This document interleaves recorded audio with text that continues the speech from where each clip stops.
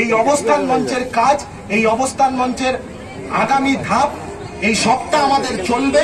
সেই সমস্তটা নিয়ে আমাদের মহিলা আন্দোলনের নেত্রী কনিনিকা দি, যুব আন্দোলনের নেত্রী মীনাক্ষী দি, ওরা আমাদের আগামী আন্দোলনের ধাপগুলো এখন বলবেন।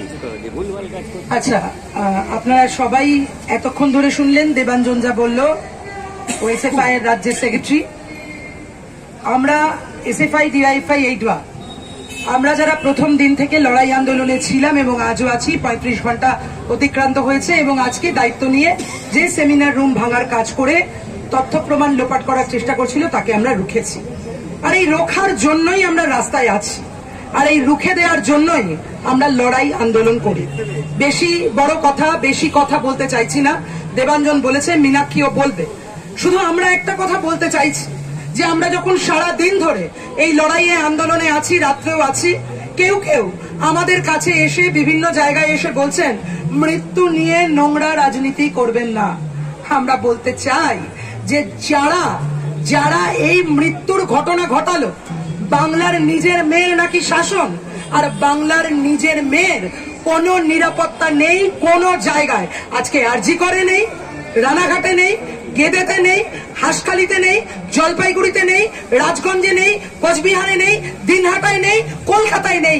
এমন জায়গায় আজকে আমাদের রাজ্যকে নিয়ে গেছেন আমাদের মাননীয় মুখ্যমন্ত্রী। আমরা স্বাস্থ্যমন্ত্রীর পদত্যাগ দাবি করছি। পাশাপাশি আমরা বলতে চাই যে এই যে মৃত্যু নিয়ে নোংরা রাজনীতির কথা বলছেন, আমরা বলছি আমরা প্রতিবাদ করছি, বিচার চাইছি, শাস্তি চাইছি। আর যদি যারা ধর্ষণ করে, যারা খুন করলো একজন পিজিটি পাঠরতা চিকিৎসককে, তার বিচার চাওয়া, ধর্ষণ খুনের বিচার চাওয়া যদি নোংরা রাজনীতি হয়, তাহলে আমরা আহ্বান করব, আমরা বলবো, আমরা আশা করব এরকম নোংরা রাজনীতি করুন, সবাই এরকম নোংরা রাজনীতি করুন। এই নোংরা রাজনীতি যদি নোংরা রাজনীতি হয়, তাহলে আমরা এই নোংরা রাজনীতি দিনের পর দিন প্রতিদিন করতে চাই মানুষের জন্য, করতে চাই এই যারা ধর্ষিতা হয়ে খুন হলো, যাদের এখন অনেক বড় বড় কথা বলছেন, শিখন্ডি খাড়া করেছেন একজনকে। কি ছিল তার পুলিশ ভেরিফিকেশন? নিয়োগের জন্য সবার পুলিশ ভেরিফিকেশন লাগে? কি ছিল ইন্টারনাল কমপ্লেইন কমিটি? প্রত্যেকটা জায়গায় থাকে। একটা জায়গায় আরজি করের মতন মেডিকেল কলেজ, সেখানে একটা ইন্টারনাল কমপ্লেইন কমিটি নেই।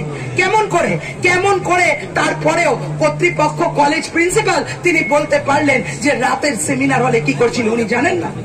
আজকে এখান থেকে ওখানে সরিয়ে ওনাকে আবার টিকিয়ে রাখার চেষ্টা হচ্ছে, বরখাস্ত করতে হবে। কোন জায়গায় ওনাকে কাজ করতে দেওয়া যাবে না। এই তো হচ্ছে অবস্থা। এই একটা জায়গায় গিয়ে আবার আরেকটা জায়গায় গিয়ে করবেন। আমরা বলছি চলবে না, এ জিনিস চলতে পারে না। আর তাই জন্য আমরা আজকে পথে নেমেছি, আজকে না প্রথম দিন থেকে। আর দেখুন আজকে গোটা ভারতবর্ষ পথে নেমেছে, আজকে গোটা ভারত পথে নেমেছে জাস্টিসের দাবিতে। We want justice. আর সেই জাস্টিসের জন্য যারাই যেভাবে দ্রুততার সাথে দোষীদের আইডেন্টিফাই করে তাদের উপযুক্ত শাস্তির ব্যবস্থা করতে হবে নিরপেক্ষ তদন্তের মাধ্যমে, এটাই আমাদের দাবি।